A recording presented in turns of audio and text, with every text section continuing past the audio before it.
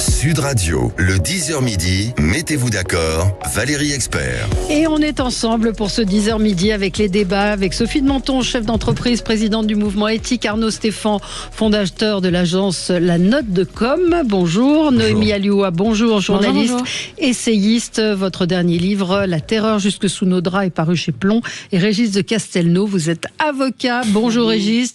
Vous êtes également l'auteur d'un livre qui s'intitule Une justice politique aux éditions L'Artilleur, membre de la rédaction de Front Populaire, et votre blog Vue du droit où vous donnez votre avis et vous commentez la vie, l'actualité politique. On va parler de cette taxe, cette menace de Donald Trump, taxer de 200% l'alcool européen, l'angoisse des jeunes et des Français face à l'actualité, l'Assemblée nationale qui valide la création d'une commission d'enquête sur TikTok, bref, plein de sujets avec vous et évidemment avec vos coups de cœur et vos coups de gueule.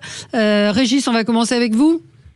Avec plaisir. Oui. Alors, mon coup de gueule que j'ai proposé, c'était à partir des déclarations de David Béliard, qui est un des adjoints d'Anne Hidalgo, et qui est, j'ai l'impression, candidat à la succession, et qui est venu nous expliquer que Paris était une ville woke, antiraciste, inclusive, ou je ne sais quoi, et qu'elle devait en être fière. Alors, bon... Ça fait longtemps, et on est d'accord là-dessus, Valérie, que cette façon de gérer, de gérer Paris et de confisquer la capitale de tous les Français au profit d'une petite bourgeoisie urbaine est extrêmement déplaisante. Qu'est-ce que c'est que cette façon de se comporter comme ça en propriétaire ? Non, Paris n'est pas woke. Paris n'est pas ceci, Paris n'est pas cela. C'est une ville, c'est une capitale extrêmement importante dans le monde, qui a toute une histoire et qui appartient à tous les Français. Donc ça m'a choqué.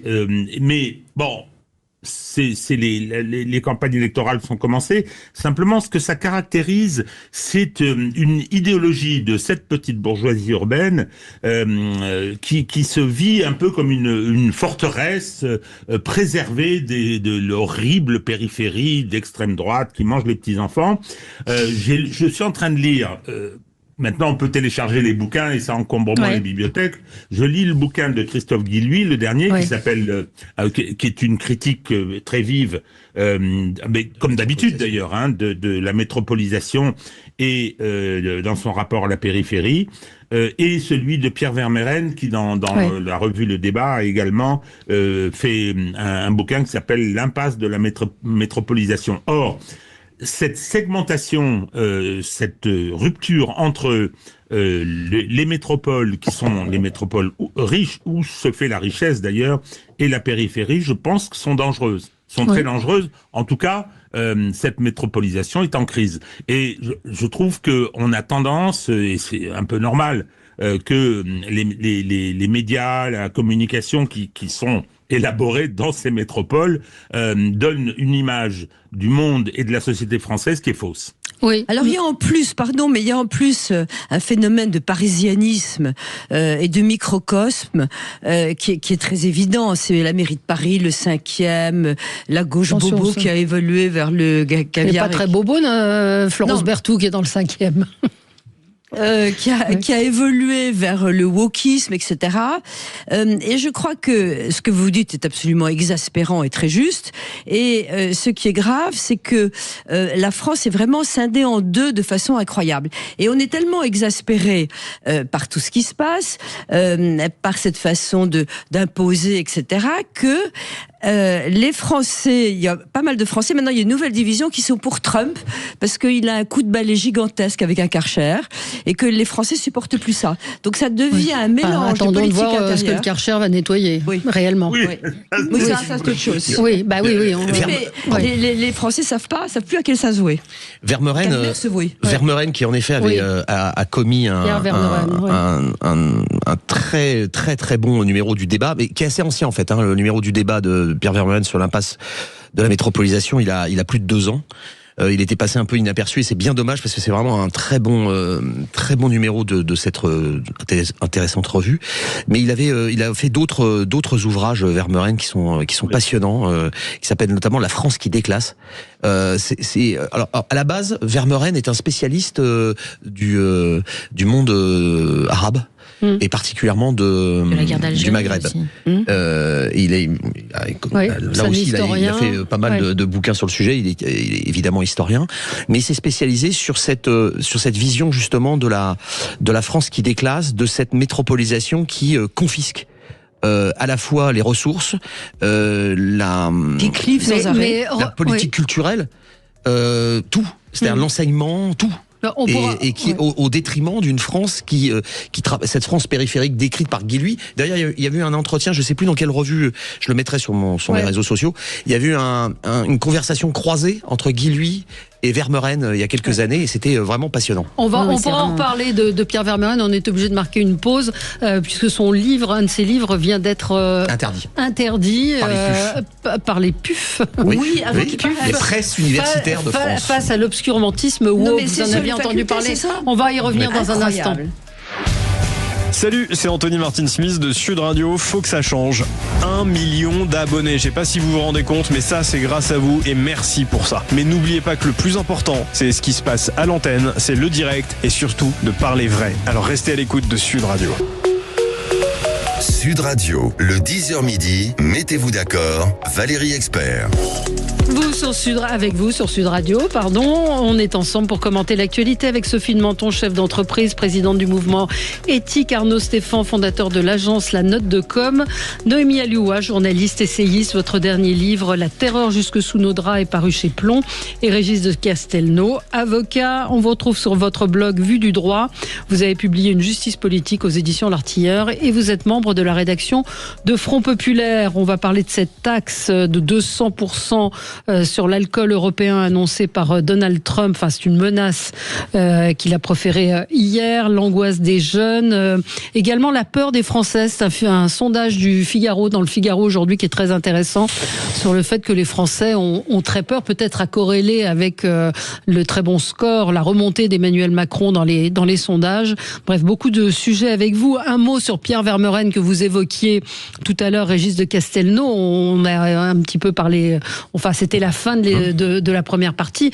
Les presses universitaires de France, PUF, a donc refusé de publier, a annulé la publication d'un livre qui a été commenté, écrit par Pierre Vermeuren, face à l'obscurantisme woke.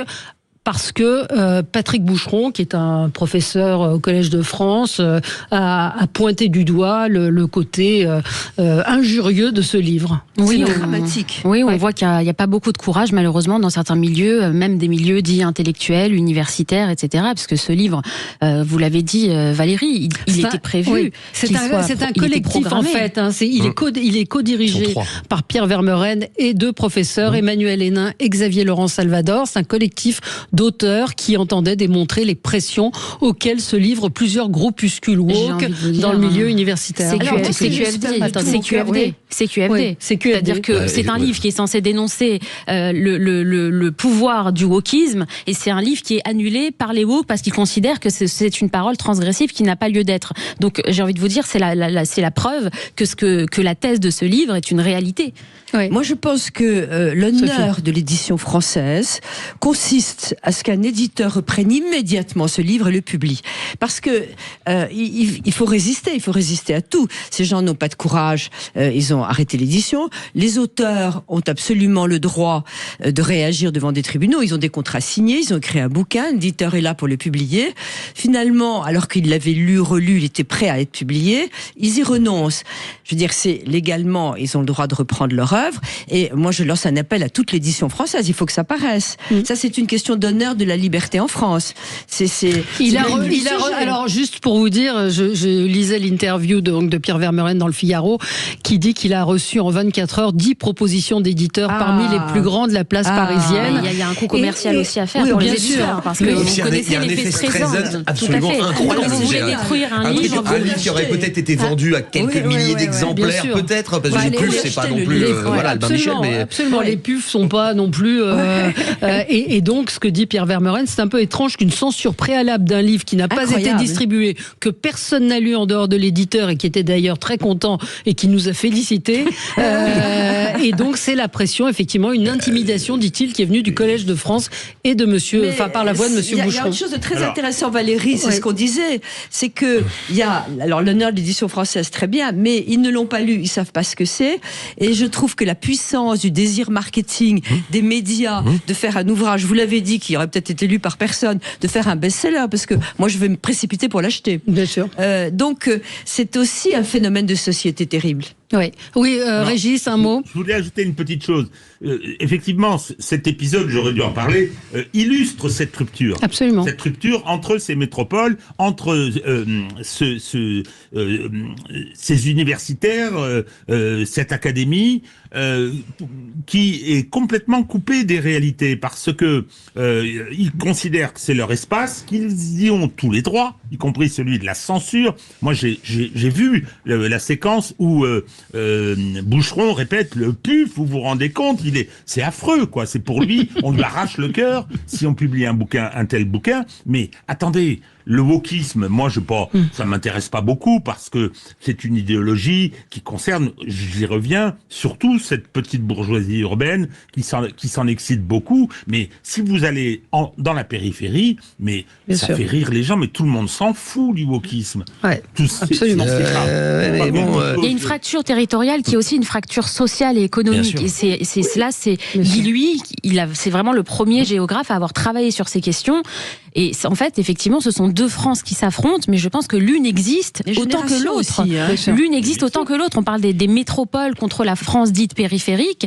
Et c'est vrai que cette France des métropoles, cette France des métropoles et cette capitale française, on l'a vu de façon éclatante, cette idéologie woke dite parisienne, dite métropolitaine. Dans l'exemple, souvenez-vous de la cérémonie d'ouverture des Jeux Olympiques, qui a été l'exemple même de cette image de Paris, d'un Paris qui n'est pas celui de la France et qui a été lancé à l'international. D'ailleurs, qui a choqué beaucoup de gens dans le monde entier et qui a révélé ces fractures-là. Ce sont deux France qui s'affrontent, effectivement. Mais quand on dit... qui était à la manœuvre, hein, tout à fait. Oui, tout à fait. Quand on dit non, c'est un truc de Parisien, ça n'a pas vraiment d'impact, c'est complètement faux. Enfin, faux. Et c'est une erreur d'analyse qui est en vérité mortifère. Pourquoi ? Parce que le woke aujourd'hui, c'est ce qui va déterminer la façon dont fonctionnent les entreprises et dont fonctionnent les contrats. Le RSE a bouffé. On revient en arrière. Idéologiquement. Oui, mais on revient en arrière. Moi, je vais vous donner un exemple. Je citerai pas l'entreprise. Il se trouve que je connais pas mal de gens qui sont consultants. Aujourd'hui, ils sont obligés de faire des dossiers. Et on va dire, je dis n'importe quoi, il y a une centaine de pages, par exemple, sur la présentation d'un dossier. Il y en a 40. Sur le RSE, on a été gentil, la diversité a été respectée, etc., etc. Non, vous pouvez pas dire ça, Sophie. Non, mais je vous vois. Quand vous travaillez dans des grands groupes, c'est terrible. C'est terrible, le RSE. C'est un retour en arrière incroyable. En France, mais pas aux États-Unis. Mais souvenez-vous Pas tous en même temps, on n'entend les rien. grandes entreprises, oui, c'est vrai. Bien sûr. Ça les grandes entreprises. Vraiment les très grandes entreprises. Et la France a toujours du retard sur ces questions-là. Vous ne pouvez plus gagner un appel d'offres si vous n'êtes pas compliant sur le RSE. Vous avez tout à fait raison, mais en fait, la France est toujours en retard. C'est-à-dire que la France a eu le wokisme, le virus du wokisme, tardivement par rapport aux États-Unis. Et regardez, aux États-Unis, vous avez Donald Trump qui arrive, et la première chose qu'il dit lorsqu'il arrive au pouvoir, c'est il n'y a que deux sexes. Vous allez arrêter avec vos conneries. Il n'y a que deux sexes, hommes et femmes, et ensuite vous vous débrouillez sur ce que chacun, bien sûr, dans sa sensibilité, il est. Mais ce que je veux vous dire, c'est que en fait, l'anti-wokisme gagnant, si je puis dire, la victoire de l'anti-wokisme arrivera en France, mais plus tardivement. Plus tardivement. Je ne comprends pas que vous refusiez la notion de générationnel. Les jeunes sont beaucoup plus marqués. Ils ont été marqués très tôt par le wokisme, par le MeToo, les rapports entre garçons et filles. Et moi, je suis beaucoup plus inquiète par des jeunes qui ont vécu le début du wokisme. Ça les marque. Quand on est marqué par des trucs à 16-17 ans, c'est embêtant. Vous pouvez me rappeler le 11e arrondissement, oui. Mais non, ça imprime. Non, ça imprime. Non. Je vis dans la France profonde. Mais il n'y a pas d'habitude. leur passe au-dessus de la tête. Bon. Le jeune, on va avancer. Il est le même un peu partout. On va avancer. Il y a aussi l'excellent livre de Frédéric Dabi et Brice Sokol, Parlons-nous la même langue, qui est paru aux éditions de l'Aube et qui revient sur cette rupture entre ce qu'on appelle maintenant les territoires, ce que je continue d'appeler la province, sans aucun mépris, au contraire avec beau, beaucoup. C'était l'archipélisation, c'était le terme de Jérôme Fourquet. Absolument. On continue, on avance. Peut-être un petit mot pour vous qui fustigez la capitale aussi. Regardez cette interview sur les réseaux sociaux, cher Régis, où vous voyez Emmanuel Grégoire, c'est un tweetos qui a publié ça, Enzo Morel, la réalité versus l'image, où on a Emmanuel Grégoire sur un vélo et qui est interviewé à l'arrière d'une voiture. C'est drôle. Et qui est interviewé à l'arrière d'une voiture. Voilà, ça m'a fait souffrir. La com versus la réalité. Souffrir ou sourire, il y a un lapsus. C'est voilà. On continue. On vient d'apprendre. Peut-être qu'on pourrait se mettre en breaking news, puisqu'on vient d'apprendre que Laurent Wauquiez se présentait à la présidence de la République en 2027. Voilà, 11h. Ça, c'est une surprise. 11h ce matin. 11h ce matin. On en connaît un qui va être très heureux. Vous savez de qui je parle. Bruno Retailleau. Bah, bien sûr. Et alors, il est pas. Mais c'est très compliqué parce que je me demande si tous ces magouilles ne favorisent pas Bruno Retailleau. Et moi, je me disais que s'il est élu à la tête du parti, j'étais vraiment embêtée. J'en ai parlé à des politiques, d'ailleurs, c'était drôle leur réaction.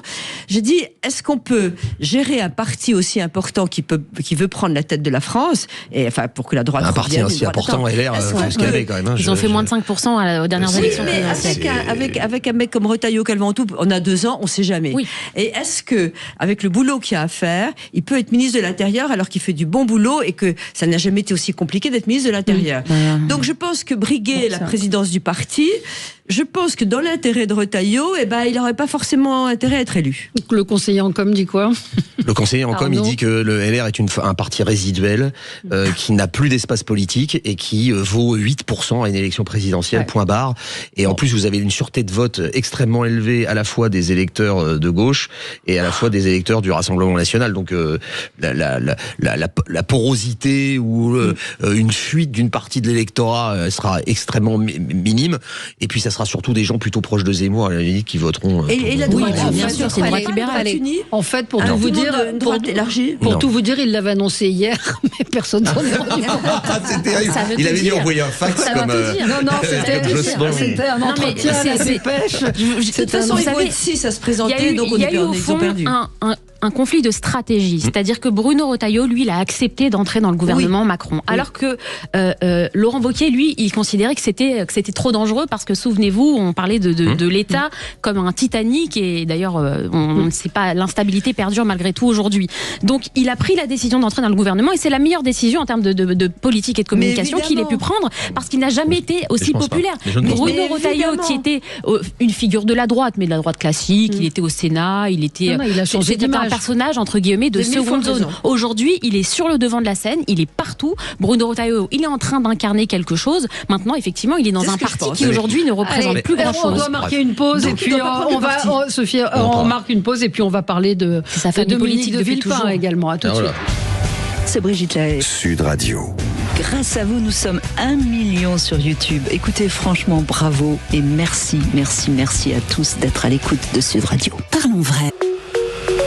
Sud Radio, le 10h midi, mettez-vous d'accord, Valérie Expert. Allez, on continue. Noémie, c'est une enquête dans le Figaro. C'est un coup de cœur pour vous-même. De me donner l'occasion d'en parler. Non, mais c'est parce que j'ai travaillé dessus pendant plusieurs semaines. Ça paraît ce week-end dans le Figaro Magazine, 5 pages. Et le titre, c'est « Pourquoi les Français de confession juive sont de plus en plus à droite ?» J'ai rencontré différentes personnalités, Serge Klarsfeld, Paul Amar, Muriel Waknin-Melki, René Tayeb. Et l'idée, c'était vraiment de retracer cette sociologie électorale depuis la Seconde Guerre mondiale jusqu'à aujourd'hui, parce qu'il y a une vraie bascule. Et c'est ça que je voulais analyser. C'est-à-dire que les Français de confession juive ont été, pour certains, étaient, peut-être pas en majorité, mais en tout cas à gauche. Historiquement, historiquement, mais même historiquement, c'est-à-dire depuis la Révolution française, jusqu'à la Seconde Guerre mondiale, jusque dans les années 68, jusque les années 80, puisqu'il y a eu un vote massif en faveur de Mitterrand. Les Juifs, globalement, il s'agit bien sûr on ne rentre pas dans les individualités, c'est de la sociologie électorale, c'est des grandes tendances, étaient plutôt à gauche. Et depuis les années 2000, il y a un glissement vers la droite et de plus en plus de Français de confession juive qui votent RN. Et donc c'est ça que je voulais comprendre. C'est ça que je voulais comprendre et c'est pour ça que j'ai rencontré des spécialistes, j'ai récupéré des chiffres de l'IFOP. Encore une fois, c'était un gros travail sur 5 pages. Et ça se traduit d'ailleurs, parce que quand je travaillais sur cette enquête, bim, on apprend que l'État d'Israël, via son ministère des Affaires étrangères, accepte de normaliser ses relations avec le Rassemblement national, ce qui est historique. D'ailleurs, vous avez vu que dans quelques semaines, Jordan Bardella et Marion Maréchal sont invités à Jérusalem pour une conférence sur l'antisémitisme. C'est historique et c'est tout ça que je voulais comprendre. Donc, je vous invite à lire le Figaro Magazine. C'est très intéressant. Oui. J'avais commis moi-même un article il y a quelques années dans l'Incorrect et qui à la base il s'appelait l'adieu aux Juifs, point d'interrogation, où justement on parlait de ces Juifs qui quittaient les banlieues. Oui. Et j'avais découvert que de plus en plus, dans mes conversations avec les associations, avec les locaux, etc., il y avait un glissement qui était très marqué. Et puis, évidemment, j'avais eu des conversations avec Monsieur Bensoussan, etc. Il y avait déjà cette critique de l'islamisme qui commençait à monter, et voyant que c'était une thématique qui ne prenait pas dans leur famille politique originelle, ils s'étaient de plus en plus droitisés, mais c'était il y a 7 ans maintenant, donc les choses ont encore évolué, et on voit bien ce qui s'est passé, évidemment, la bise entre le député des Français de l'étranger qui représentait Israël, Meir Habib, et Jordan Bardella lors de la cérémonie. Il y a encore autre chose, je ne sais pas si vous en avez parlé, mais la différence qu'ils font, alors là, entre l'antisionisme et l'antisémitisme. Mais c'est vieux comme Hérode, sans mauvais jeu de mots. Alors même qu'aujourd'hui, et ça c'est l'avocate Muriel Waknin-Malki qui l'explique très bien, c'est qu'aujourd'hui, la majorité des agressions anti-juives se font au nom d'Israël.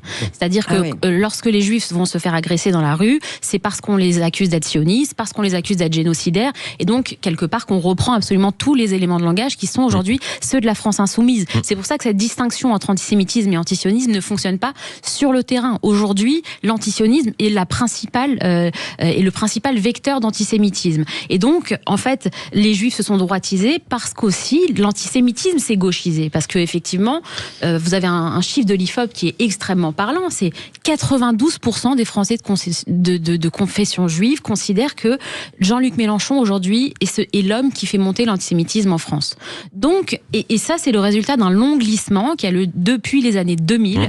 Tout s'est passé au début des années 2000 et donc il y a une sorte de modification politique. Il y avait quand même un hiatus, si vous me permettez.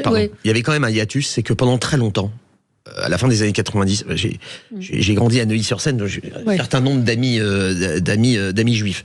Et vous avez vu pris le pouvoir. C'est-à-dire qu'ils votaient à gauche en France, mais ils votaient à droite en Israël.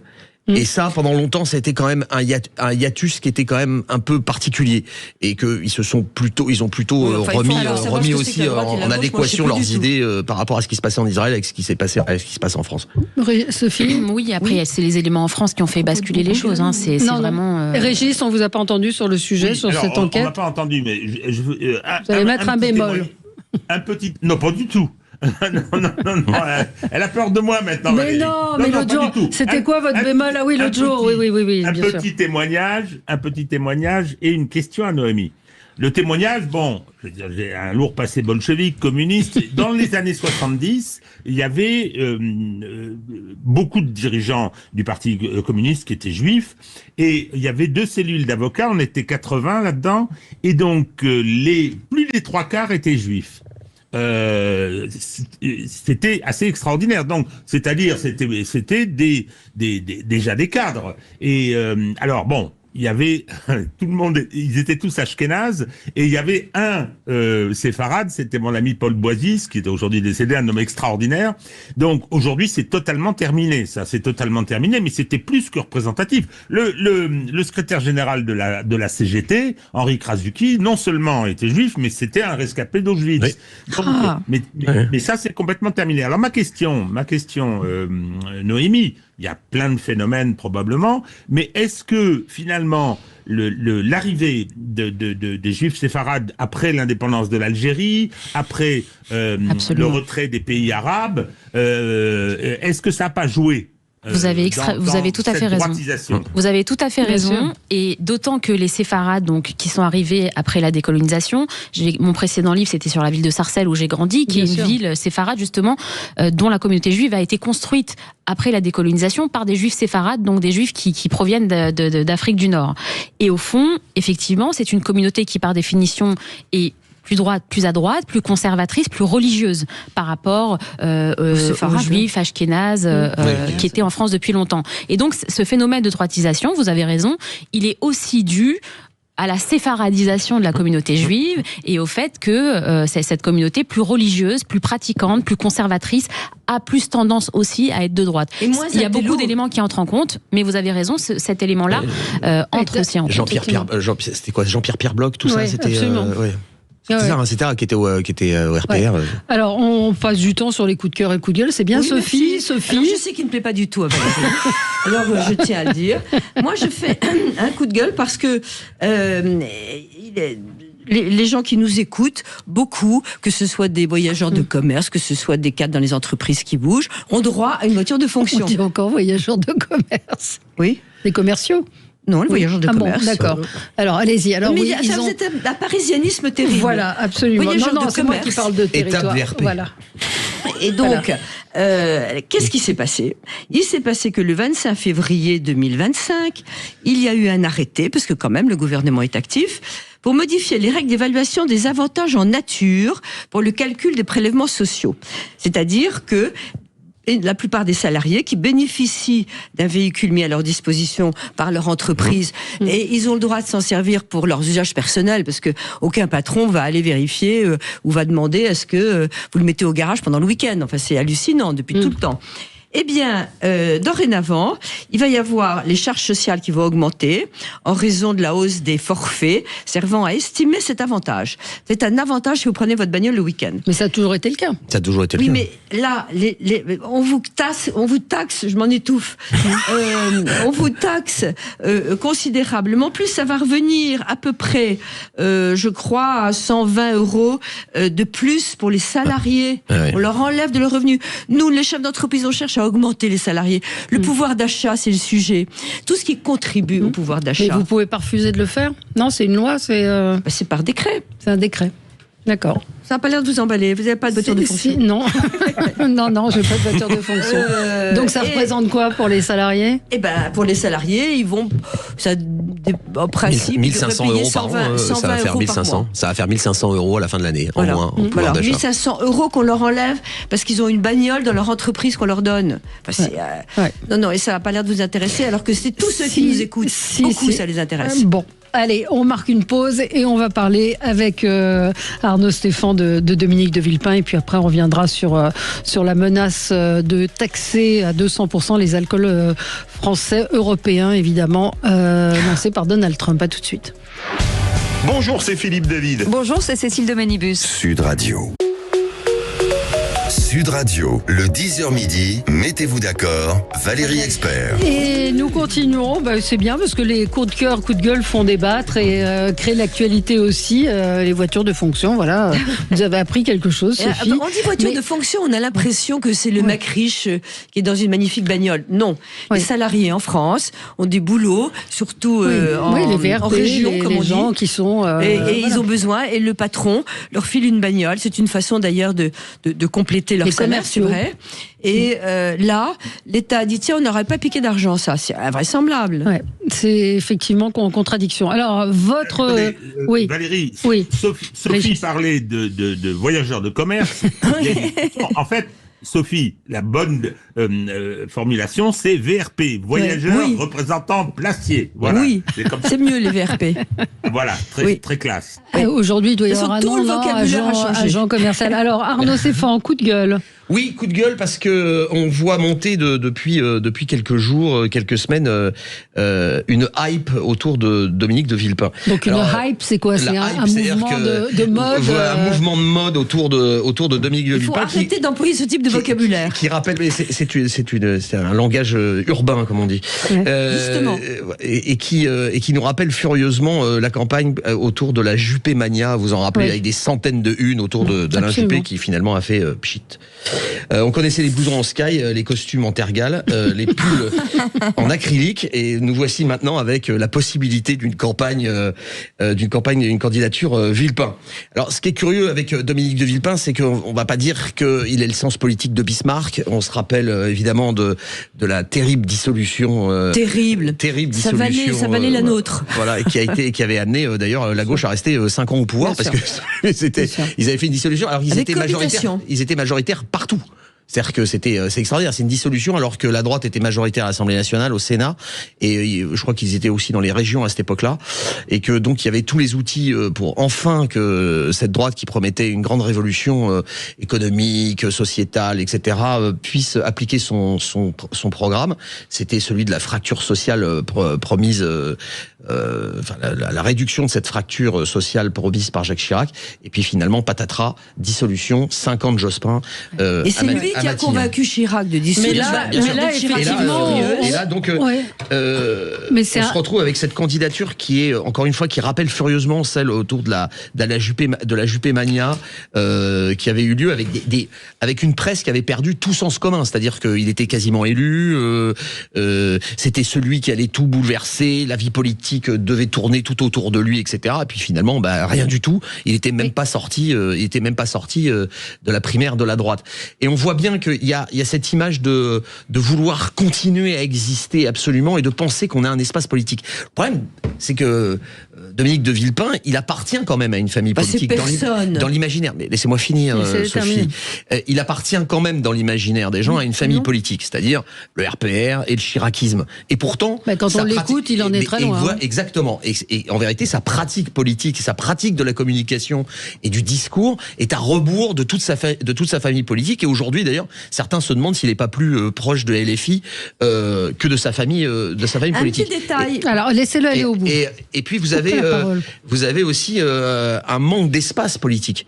Parce que, encore une fois, quand vous êtes l'enfant putatif, on va utiliser ça, de Jacques Chirac, c'est en tout cas ce qu'il revendique, et que donc vous appartenez à cette famille politique. Là, je veux dire, on manque pas de candidats entre Édouard Philippe, qui est aussi un peu l'enfant putatif d'Alain Juppé. Vous avez Retailleau, dont on parlait tout à l'heure, Wauquiez, qui a été obligé de faire une double annonce de candidature parce que la première fois c'était passé inaperçu.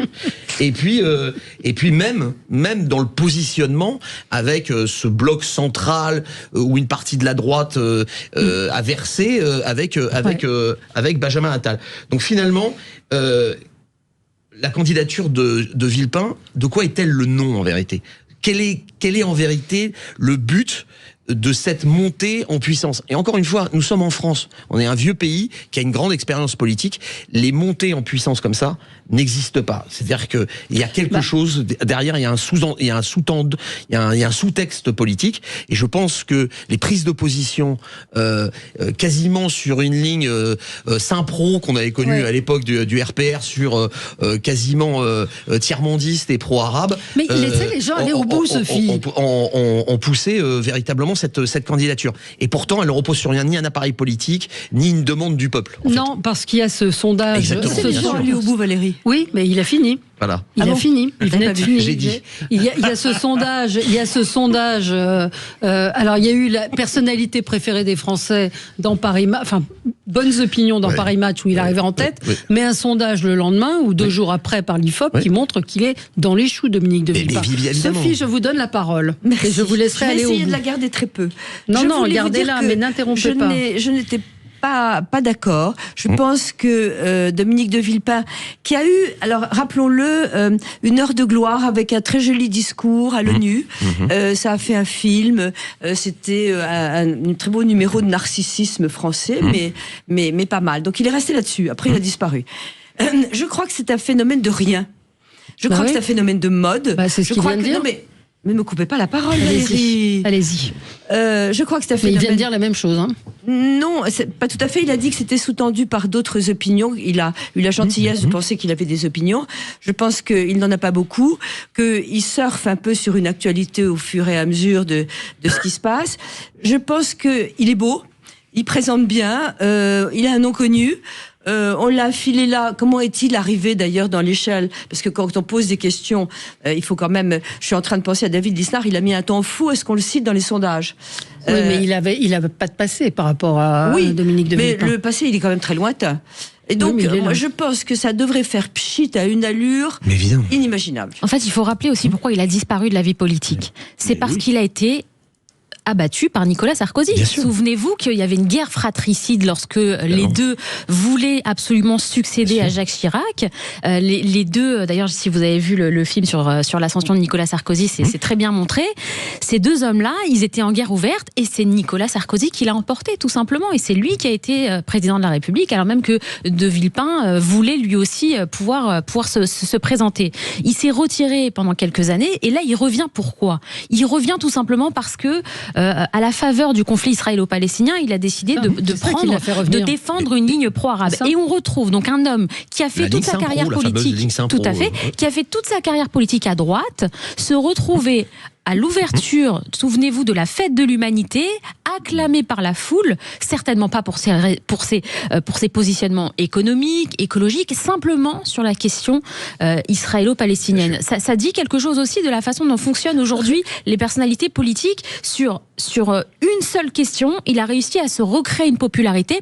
Et simplement, une dernière chose, parce que vous avez raison de rappeler ces sondages, mais Frédéric Dabi, qui a travaillé pour l'IFOP sur ces sondages-là, il explique quand même un bémol. C'est-à-dire que oui, dans ces derniers sondages, Dominique de Villepin est extrêmement populaire, mais ça ne veut pas du tout dire que ça va ensuite se répercuter sur les votes. Vous pouvez être très populaire, vous pouvez être apprécié, Jean-Jacques Goldman, ça ne veut pas du tout dire qu'ensuite les gens vont voter pour vous. Et donc cette distinction, elle est très importante. Et surtout de la part d'un sondeur. Alors, Régis.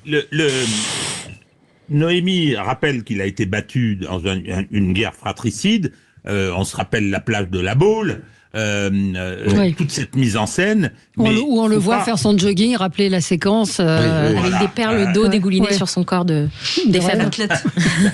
Non, mais on oublie qu'il a été battu parce que il a provoqué par une série de mesures un conflit social dur, avec manifestation. Donc à la fin, Chirac a retiré le texte, le projet, donc il a subi une défaite politique sur ce qu'il avait entrepris. Bon, effectivement, aujourd'hui, il revient et il va surfer sur une situation en bénéficiant d'un avantage, Sophie a raison, il a de la prestance, il a de l'allure au niveau de l'expression, et dans, si vous voulez, au royaume des aveugles, les borgnes sont rois. Vu la nullité du corps politique actuel, je veux dire, si vous écoutez François Bayrou annonné sur les étoiles, qui était l'autre, c'était horrible. Bon, c'est facile à ce moment-là, il a cette prestance. Moi, je pense que, alors, tout ce que j'ai entendu là, je suis d'accord.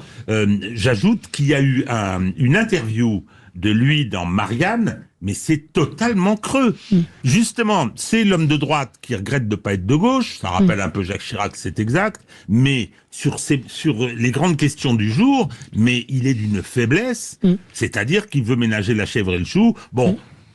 L'histoire de l'élection présidentielle au suffrage universel montre bien que tous ceux qui étaient présidents 2 ans avant sont toujours finis dans les poubelles de l'histoire. Bon, on se retrouve dans un petit instant, on va parler de cette taxe. Trump menace de taxer de 200% l'alcool européen. À tout de suite. Sud Radio, c'est vous qui donnez le ton.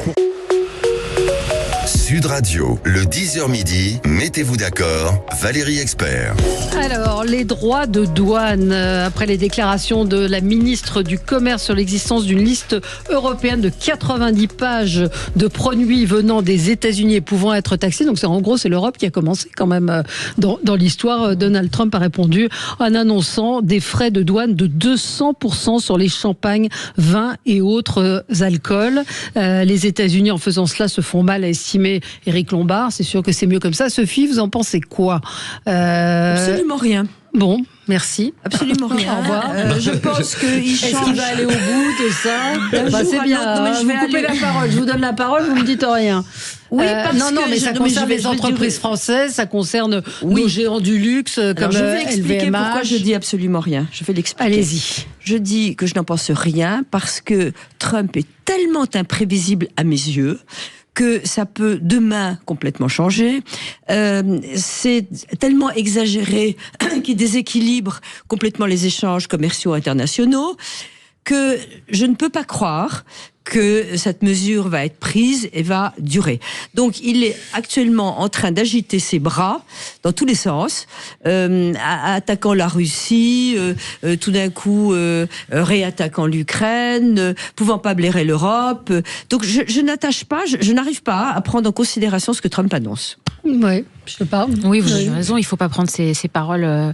Il faut pas prendre ces paroles au pied de la lettre. On sait qu'il dit des choses, mais qu'il peut faire l'inverse. Souvenez-vous de toutes ces grandes annonces, notamment celle qui annonçait une Riviera à Gaza. Il a annoncé qu'il allait vider Gaza de sa population. Drôle, décision absolument inhumaine, mais qui n'a jamais eu lieu, puisque cette semaine, il est revenu là-dessus en expliquant que c'était pas du tout dans ses projets. Donc, je rejoins ce qui vient d'être dit.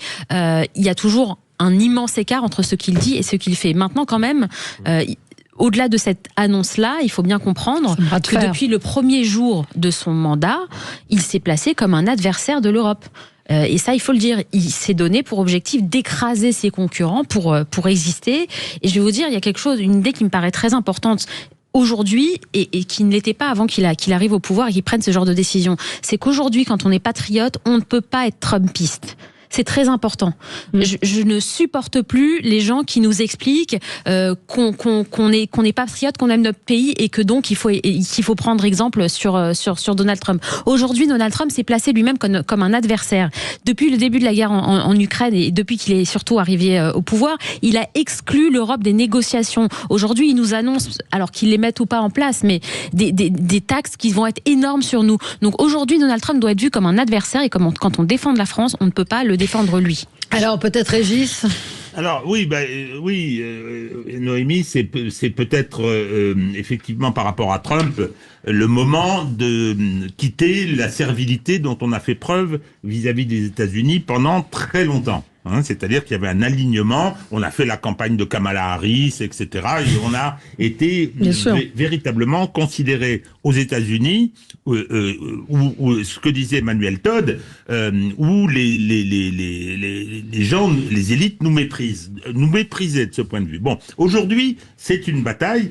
Faut se rappeler ce qu'a dit Marco Rubio. Il a dit l'unipolarité dominée par les États-Unis, c'est terminé, ce sera la multipolarité, mais on y sera les meilleurs. Donc, c'est la bataille. Effectivement, on est concurrents, ils ne nous aiment pas. Alors, les annonces 200%, qui dit mieux, 300%, la prochaine fois, c'est du protectionnisme. On va être emmené sur ce terrain-là, mais vous avez raison. Les États-Unis sont un concurrent féroce.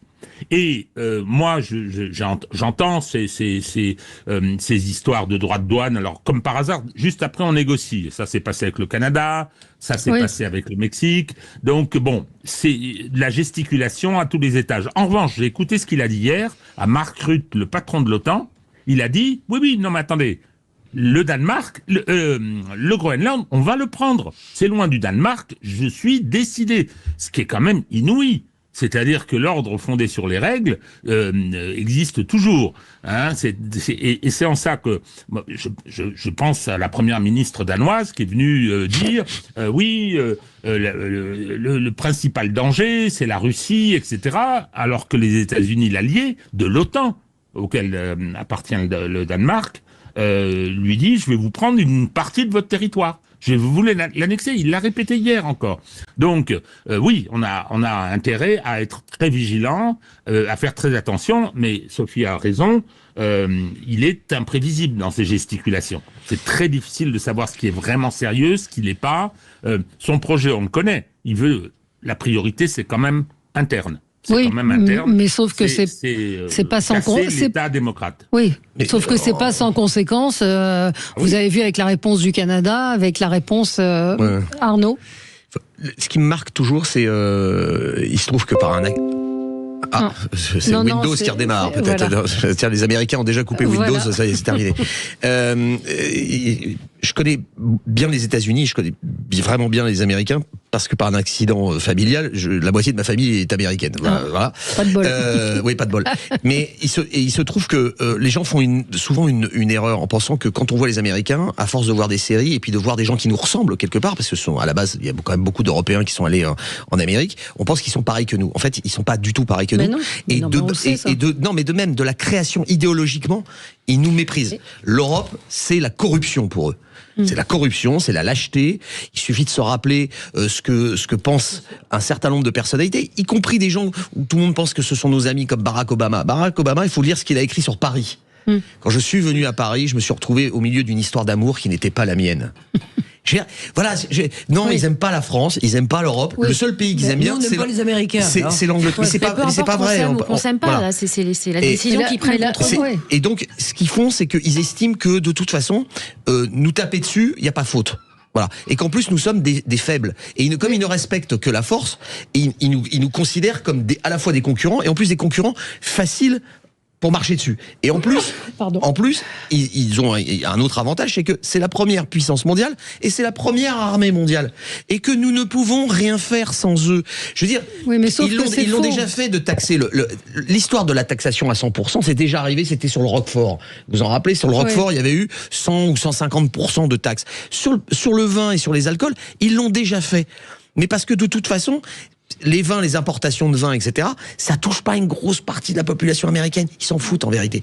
Tandis que nous, les produits d'importation américains, c'est de la technologie, etc. Le Charles de Gaulle peut pas fonctionner sans les appareils américains à bord. Mais c'est ça la réalité. Mais c'est de l'économie là. C'est peut-être c'est de l'économie. C'est-à-dire que ça représente peut-être pas beaucoup, sauf qu'il va y avoir des mesures de rétorsion. L'Allemagne a déjà dit qu'il fallait céder. Donc je sais pas comment on va faire, puisque l'Allemagne et même Madame von der Leyen explique que de toute façon faudra lâcher avec les Américains. Je veux dire, c'est de la gesticulation. Sauf que d'un côté c'est sérieux, de l'autre côté c'est pas vraiment sérieux. Parce qu'encore une fois, on parle tout le temps du réarmement, de l'Europe qui va mettre ses poitrines contre l'armée russe. Avec quoi? Avec des avions américains qui peuvent pas décoller si les Américains ne nous autorisent pas. Je suis d'accord avec plein de choses qui ont été dites, sauf qu'il y a. J'ai vécu aux États-Unis enfant et pour moi c'est le paradis perdu. Les États-Unis dans les années 75 c'était merveilleux. Donc j'aime les Américains. Ils nous aimaient énormément. C'était l'époque où la France était ce qu'il y avait de plus paradisiaque. Même à l'école, les enfants regardaient, etc. Le rêve américain. Le rêve américain. Et ça a changé, mais l'Amérique, elle est très très variée. Il y a effectivement un peuple américain qui alors a une forme de décadence intellectuelle terrible. Je sais pas comment elle est venue. Et puis il y a quand même tous ceux, les banquiers, les hommes d'affaires. Enfin, il y a toute une catégorie d'entreprises qui travaillent avec les nôtres et qui sont des grosses entreprises qui sont pas qui sont favorables à la France. Voilà. On a toujours en plus quand même le souvenir. Moi, je veux bien. Ils nous ont sauvés quand même les Américains. Ça a été les gendarmes de l'Europe. Ils ont quand même toujours été là quand on les a appelés. Ils se sont plantés dans beaucoup de pays étrangers. On est bien d'accord. Mais là, ils sont plus là. Ils ont dit qu'ils viendraient plus. Ils ont dit que c'était fini. Donc ça, c'est un vrai choc. Et vice versa, Sophie. Et vice versa, Sophie. L'indépendance américaine, c'est la bataille de Yorktown. Il y a plus de soldats français sur le terrain que de soldats américains. C'est vrai, mais donc c'était des alliés. Moi, ce qui me touche, c'est que on a une rupture d'alliance et un retournement. C'était traditionnellement, j'arrive pas à m'en convaincre. Les États-Unis, c'était des amis. Or là, on vient de déclarer que c'est plus le cas. Maintenant, quant à ces viennent de déclarer. Pardon ? Ce sont eux qui viennent de déclarer. Oui, on vient de déclarer, mais Macron a quand même expliqué qu'ils n'étaient pas terribles non plus. Oui, c'est vrai. Donc, ce que je veux dire, c'est que on a en plus pas de moyens de lutter contre ce type de rétorsion, sauf que les États-Unis, la bourse baisse, les boîtes sont pas contentes et qu'il y en a plein qui commencent à râler et que c'est pas ce qu'ils ont voulu, puis ils comprennent rien comme nous, parce que nous on sait pas ce qu'il va faire, les Américains non plus. Et je dois dire que ils doivent pas très bien comprendre les droits de douane à ce niveau-là. Donc je crois qu'il est presque urgent de ne pas s'inquiéter, mais il est aussi important d'arrêter de croire que on va réarmer alors que l'industrie chute considérablement, qu'on ne peut rien faire, que notre pays va mal. On ferait mieux de se recentrer sur notre pays, alléger comme ils l'ont dit, etc. C'est un gouvernement qui est immobile, qui ne fait rien pour les boîtes. Il y a 50% de création d'industrie en moins. Des entreprises qui ferment. Occupons-nous de nous. Et là, on pourra réagir économiquement, parce que c'est la seule chose qu'on pourra faire. Sophie, moi je vous dis pas quand même l'époque des Freedom Fries. C'est quoi? Allez, oui, les frites de la liberté, oui. Oui, parce qu'il fallait plus appeler ça les French fries, parce que nous n'avions pas autorisé les avions américains à survoler le territoire national pendant la deuxième guerre d'Irak. Et c'est pas la seule fois. Je veux dire, Sophie, vous avez vécu aux États-Unis, on est un certain nombre à regarder des séries venues des États-Unis ou des films. Vous avez vu la représentation de la France à chaque fois ou pas? Non, j'ai pas fait attention. Le con, le méchant, l'arrogant, le lâche, machin, etc. Ou alors quand c'est le contraire, c'est un tout petit Napoléon, mais un Napoléon nain, parce qu'il pense que Napoléon était nain et caractériel. Je veux dire, c'est la réalité, ou soit des mimes aussi dans les rues, des mimes, ou des gens extrêmement... C'est eux qui ont fait le dernier film sur Napoléon qui est extraordinaire, qui est à sa gloire. Oui, c'est un Anglais qui a fait le film. Non, est-ce qu'il est extraordinaire? On n'est pas peut-être pas tous d'accord là-dessus. C'est un Anglais qui l'a fait. Voilà. Le film le décrit comme un amoureux transi complètement manipulé par Joséphine. Je suis pas tout à fait certaine que ce chef de guerre était vraiment motivé uniquement par ça.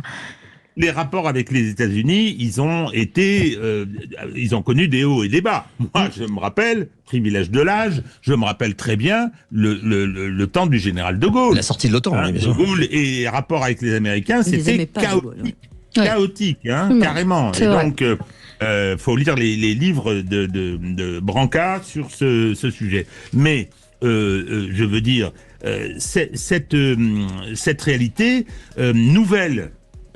Pour nous, que l'arrivée de Trump au pouvoir, il faut qu'on apprenne cette nouvelle réalité, parce que on a été, pendant les 4 ans de présidence Biden, on a tout soutenu. Notre presse a été anti-Trump au possible. C'est vrai.